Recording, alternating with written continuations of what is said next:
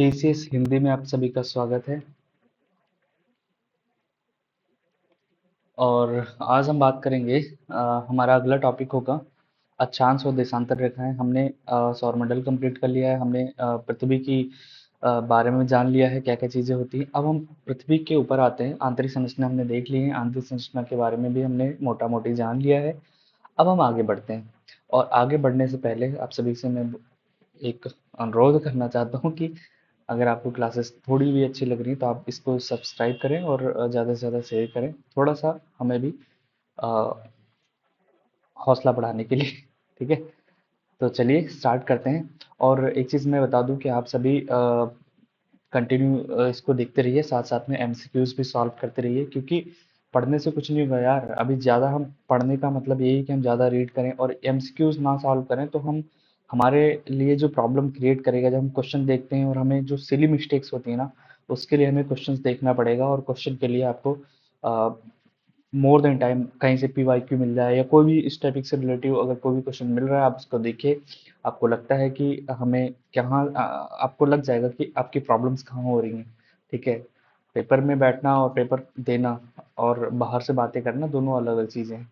तो इसलिए पेपर बहुत इंपॉर्टेंट है, पेपर जरूरी है करना। ठीक है, टेस्ट देना चाहिए। टेस्ट देना ही चाहिए किसी भी हाल में, चाहे वो आप 20, अगर आप रियल में प्रीलिम्स का एग्जाम प्रीलिम्स देना चाहते हैं पीसीएस का, या फिर कोई भी एग्जाम निकालना ही चाहते हैं ना, तो एमसीक्यूज सॉल्व करना ज़रूरी है, पीवाईक्यू को सॉल्व करना ज़रूरी है। और ये आपकी तैयारी में प्लस पॉइंट हमेशा साबित होगा, क्योंकि आप जब पेपर में बैठेंगे आपको लगेगा कि सब पढ़ा हुआ है और आप अच्छा करके आएंगे। ठीक है, अब जल्दी ही मैं करंट अफेयर्स की एक वीडियोस लेके आने वाला हूँ, जिसमें अभी हम स्टार्ट करेंगे मार्च से। तो मार्च मंथ का पहले हम करेंगे, उसके बाद अदर पीछे का भी कवर कर लेंगे, लेकिन मार्च मार्च से हम बेसिकली स्टार्ट करेंगे। ठीक है, तो अभी हम आगे बढ़ते हैं। सबसे पहले हम अक्षांश रेखाओं के बारे में जानेंगे। अक्षांश रेखाएं क्या होती हैं? अक्षांश रेखाएं, अच्छा एक बात बताइए, अक्षांश रेखाएं, ठीक है, ये इसके भी नोट्स हैं, बट थोड़ा सा हमें ये जानना पड़ेगा अक्षांश रेखाएं हैं क्या। ठीक है, अगर मैं बोलूँ कि एक एग्जांपल के, तो अभी हाल में ही लास्ट मई में ऑपरेशन सिंदूर हुआ था। ठीक है, तो ऑपरेशन सिंदूर सिंदूर में क्या हुआ था कि हमने पाकिस्तानी एयरवेज उड़ाया था, या फिर बहुत सारी जगहों पर अटैक किया था इंडियन आर्मी ने। और उस दौरान अब ये हम सोचते हैं कि हमने कोई रॉकेट लॉन्च किया और ये जाके कहीं भी गिर जाए। हमें तो लॉन्च करना है ना, उधर को दिशा दिखाई, बस लॉन्च कर दिया, क्या पता वो पाकिस्तान के पार निकल गया, दूसरे देश में गिर गया। क्यों ऐसा नहीं हुआ? इसका रीज़न यही था कि हमने उसको पिन एक्यूरेट किया था। हमने क्या किया है, इस धरती पे पृथ्वी को हमने कई भागों में बांटा, पृथ्वी पे हमने कई काल्पनिक रेखाएं खींच रखी है, उसको हमने मार्क करके एक पिन पॉइंट किया था, जिससे जो मिसाइल रही जहां हमने भेजा वहीं गई। जिसको हम वर्तमान में हम सटीक जानकारी, जैसे हम जीपीएस चलाते हैं। ठीक है, जीपीएस पे हम मैपिंग वगैरह देखते हैं कहाँ जाना है। आजकल तो सिर्फ मैप लगा लो और चले जाओ कहीं भी जाना हो। तो वो सब किसके कारण से पॉसिबल हो पा रहा है? उसके उसमें स्थान और समय और जो भी चीज़ें हैं, इसके बारे में हमारे ये जो काल्पनिक रेखाएं खींची हैं ये वाली, यही काम करती हैं। तो जो खड़ी वाली रेखाएं हैं देशा इसको बोलते हैं देशांतर रेखा। और ये वाले जो लेटी हुई रेखाएं हैं ये हैं अक्षांश रेखाएं। अब अगर हम थ्योरी की बात करें ना, तो थ्योरी के बारे में थोड़ा सा, थ्योरी इसकी अलग है। बस एक चीज मैं जानना चाहूंगा, देशांतर रेखाएं खड़ी होती हैं और ये जो अक्षांश रेखाएं लेटी होती हैं, इसको हम बोलते हैं लैटिट्यूड। और ये लैटिट्यूड लेता हुआ अक्षांश, लैटिट्यूड, लैटिट्यूड, लेटी हुई, लेटीट्यूड अक्षांश रेखाएं। लॉन्गिट्यूड देशांतर रेखाएं, लॉन्ग लॉन्ग लंबी लंबी है, ऐसे याद रहे, लंबी लंबी है, तो ये क्या हो गई? देशांतर रेखाएं। तो किसी भी जगह को, स्थान को पिन पॉइंट करने के लिए हमारे हम क्या प्रयोग करते हैं? यही अक्षांश और देशांतर रेखाओं का ही होता है। जैसे इंडिया की लोकेशन हम देखेंगे, तो इंडिया जब पढ़ेंगे तो इंडिया की लोकेशन कुछ है ऐसे है, हम देखेंगे, एक रफली नोट्स में बना के दिखाना चाह रहा हूँ। ये इंडिया की लोकेशन है कुछ ऐसे ही ये इधर से कुछ है, इधर से कुछ है, ये ऐसे वेस्ट में कुछ है, और ये ऐसे है ना। और हमारा जो हमने टाइम जोन हमारा क्या है। तो ये सब जो चीजें हैं बेसिकली अक्षांश और देशांतर रेखाओं के कारण ही पता चलती है। ठीक है, तो अब हम डिटेल में आते हैं। थोड़ा सा ये बेसिक जानकारी, अक्षांश रेखाएं क्या है। एक्चुअली ये लेटी हुई रेखाएं और ये खड़ी हुई रेखाएं, ये देशांतर हो गई, और अक्षांश है लेटी हुई रेखाएं। ठीक है, तो अक्षांश रेखा क्या होती हैं। किसी स्थान की कोणीय दूरी को ही सबसे इंपॉर्टेंट क्या है, किसी अक्षांश की कोणीय दूरी। कैसे, जैसे ये मान लीजिए, ये मैंने, ये पृथ्वी है, ये पूरी पृथ्वी थी। ठीक है, ये हमने एक बीच से रेखा खींच ली, और ये ऊपर वाला पार्ट अगर मैं उड़ा दूं ना, तो हम उड़ाने के बाद हमारा ऐसा दिखेगा। ऐसा नहीं, ऐसा नहीं दिखेगा, ऐसा दिखेगा, ये हमने आधा, ये ऐसा। तो एक ये हो गया। अगर मैं इसको खड़ा ले लूं, खड़ा बनाऊं, ठीक है, जैसे कि इस टाइप से इसको, हमें अक्षांश रेखाएं पढ़नी हो तो अक्षांश रेखाओं के हिसाब से ये वाले, ये हमने बना लिया। पृथ्वी को हमने आधा काट दिया। ठीक है, ये आधा पार्ट थ्री डायमेंशन में बनाऊंगा तो ऐसे कुछ बनेगा थ्री डायमेंशन में।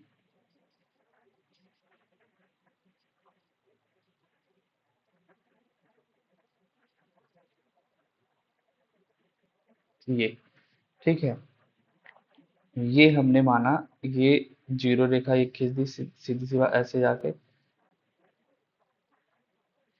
अब हमारी इस टाइप से,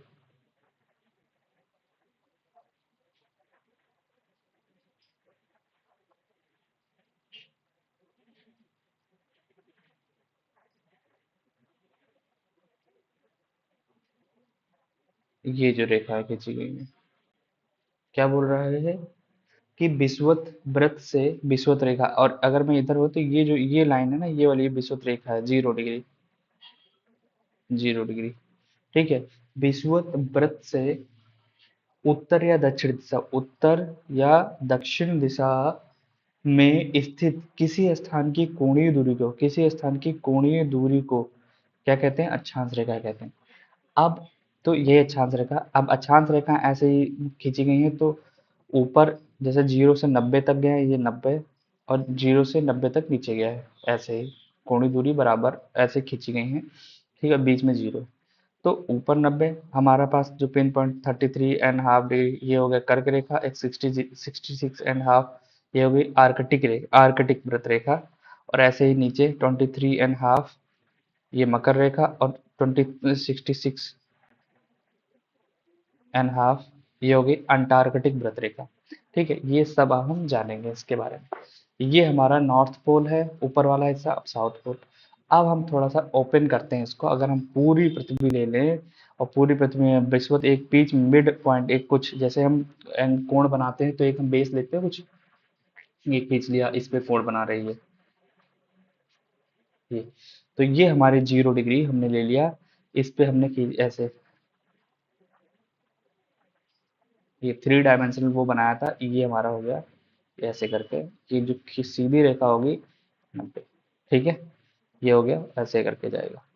तो ये वाली जो रेखा, अब अगर हम इस ऐसे इधर भी होंगी,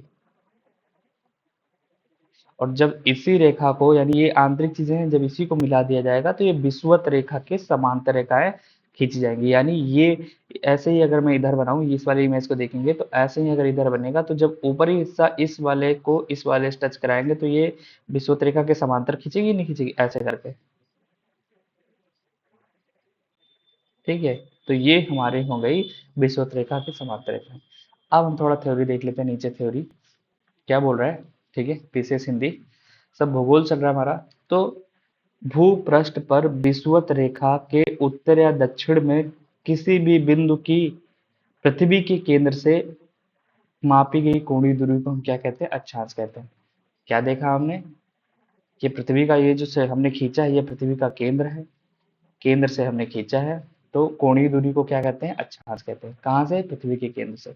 पृथ्वी के केंद्र से मापी गई कोणीय दूरी अक्षांश कहलाती है। और यही अक्षांश रेखाएं जो होती हैं, जब हम इसको खींच के इस रेखा को हम इस वाले इधर आधा इधर वो होगा, इस साइड में भी आधा होगा, जो अगर इस साइड में भी जो आधा होगा उसको मिला देंगे ये रेखाएं खींच के, तो इस वाली रेखा के जीरो रेखा के समांतर हो जाएगी। तो वो समांतर रेखाएं किसके, विषुवत रेखा के समांतर रेखाएं खींची गई रेखाएं होंगी, ऐसे करके।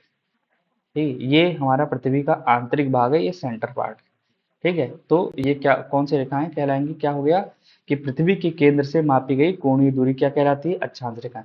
आपको क्या है, सीधी सीधी लेटी हुई रेखाएं अक्षांश रेखाएं कहलाती हैं।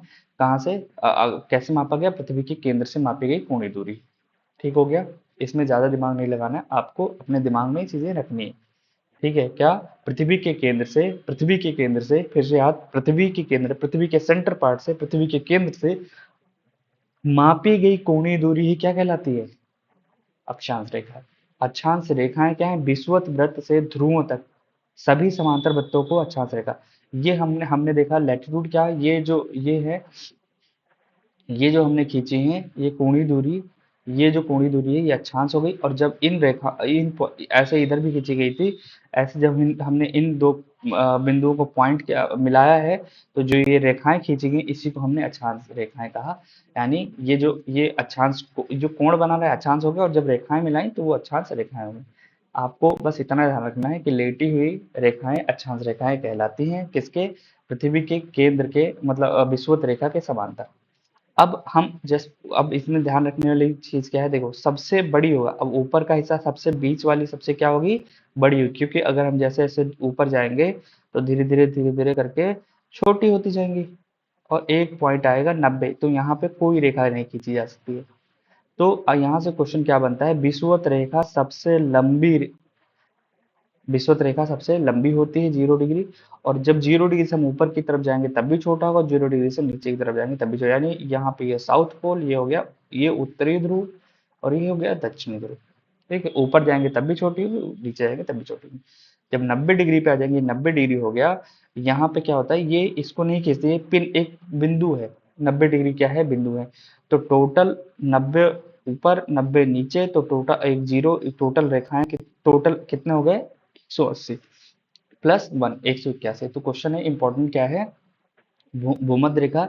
अब इसके बारे में थोड़ा जान लेते हैं कि भूम शून्य अंश अक्षांश भी कहते हैं, यह पृथ्वी को दो बराबर गोलार्धों में विभाजित करता है। क्या होता है, यह पृथ्वी का मिड पॉइंट होता है, ऊपर काटेंगे तभी बराबर, नीचे काटेंगे तभी बराबर। जैसे एक सेब लेके, गोल सेब, उसको बीच से काट दिया जाए तो आधा इधर से लगेगा, दोनों सेम है, आधा इधर आधा उधर, वैसे ही ये भी। ठीक है, पृथ्वी को दो बराबर गोलार्धों में विभाजित करता है। पृथ्वी पर सभी देशांतरों के अलावा विषुवत रेखा ही एकमात्र बृहद वृत्त है, ग्रेट सर्कल है। मैंने क्या बोला, जैसे हम ऊपर की तरफ जाएंगे तब भी इन रेखाओं की लंबाई छोटी होती जाएगी। इधर नीचे भी छोटी, सबसे बड़ी कौन सी है, 0 डिग्री वाली। ठीक है, इसके अतिरिक्त कोई भी अक्षांश व्रत नहीं है, क्योंकि वो आकार में छोटे हो अक्षांश व्रत, क्योंकि अगर इसका मतलब ये हुआ कि जो ये सेंट्रल पार्ट है ये पूरा घूम के जब उस पार से आएगा 3 डायमेंशन में, तो एक व्रत टाइप में बनाएगा। ये क्या होता है, ये बाकी बाकी जो होंगे वो उससे छोटे होते जाएंगे। अक्षांश व्रत कौन सा है, अक्षांश बृहद व्रत कौन सा है, सबसे ज्यादा यही है, विषुवत रेखा ही अक्षांश बृहद व्रत है। बाकी सब व्रत तो बनेंगे लेकिन छोटे होंगे, बृहद व्रत।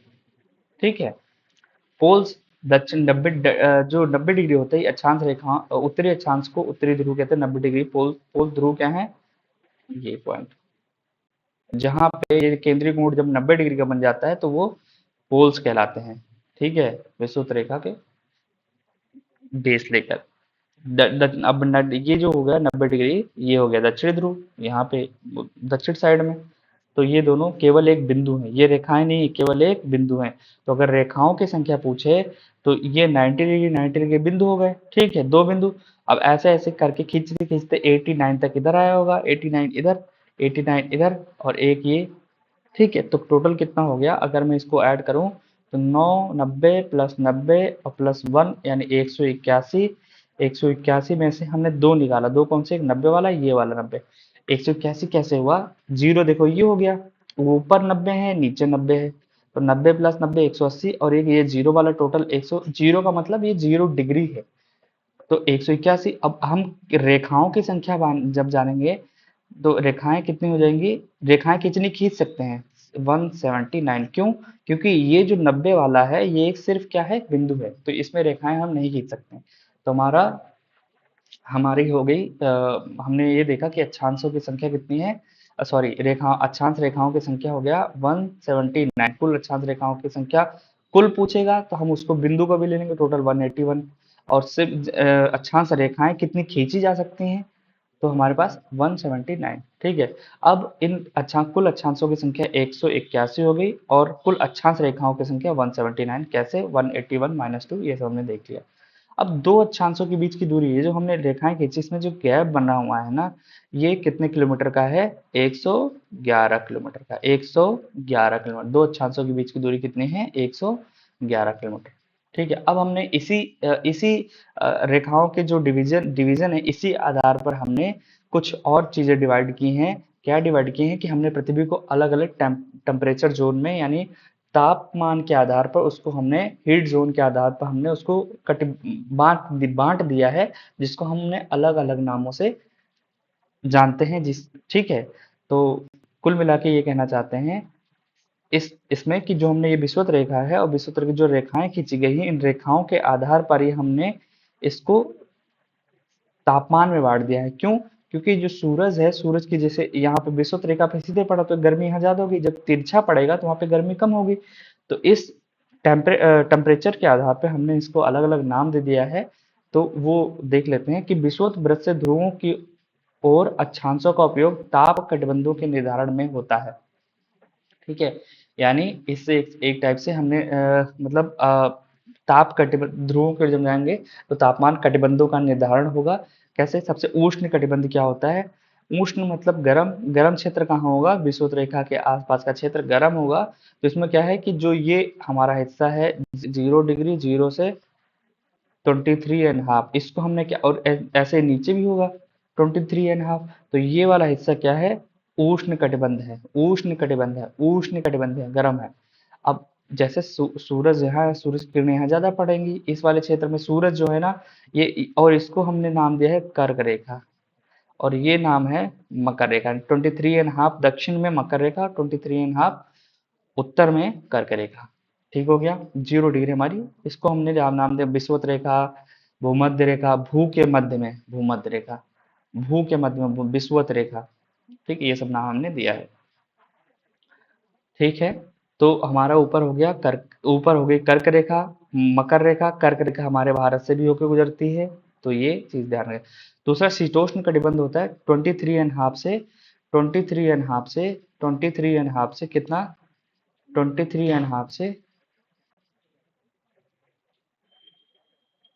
23.5 से 66.5, यानी 23 ऊपर आएंगे और तो 66.5 आ जाएगा। ये जो 23.5 से ये जो वाला हिस्सा है, ऐसे ही नीचे भी 66.5, ये वाला हिस्सा, इसको हमने एक नया नाम दिया शीत उष्ण। शीत उष्ण का मतलब शीत प्लस उष्ण। ठीक है। संधि विच्छेद करोगे तो शीतोष्ण, शीत प्लस उष्ण यानी गर्म और ठंडा दोनों, मतलब हल्का गर्म है और ठंडा भी है, तो उसको शीतोष्ण कटिबंध हमने नाम दिया 23.5 से 66.5। ठीक है। उसके ऊपर हम 66.5 से 90 डिग्री के बीच जाएंगे तो वो क्या है हमारा, कौन सा, शीत कटिबंध, बोलिए ठंडा क्षेत्र है शीत कटिबंध ऊपर वाला, 66 से 90 डिग्री के बीच में। ठीक है। उत्तर या दक्षिण तक। तो हमारा ये हो गया शीत कटिबंध। तो सबसे पहले क्योंकि इस पे हमने अब हम जब अगला टॉपिक जब उठाएंगे वायुमंडलीय क्षेत्र या में, तो इसमें इन लोगों का बहुत रोल होगा, तो इसलिए हमारा इसको ध्यान रखने का है। तो ये वाला ऐसा उष्ण कटिबंध, शीतोष्ण कटिबंध, शीत कटिबंध, इसको और भी हम और भी चीजों में कर सकते हैं, बट अभी हम इतना ही जानेंगे। ठीक हो गया।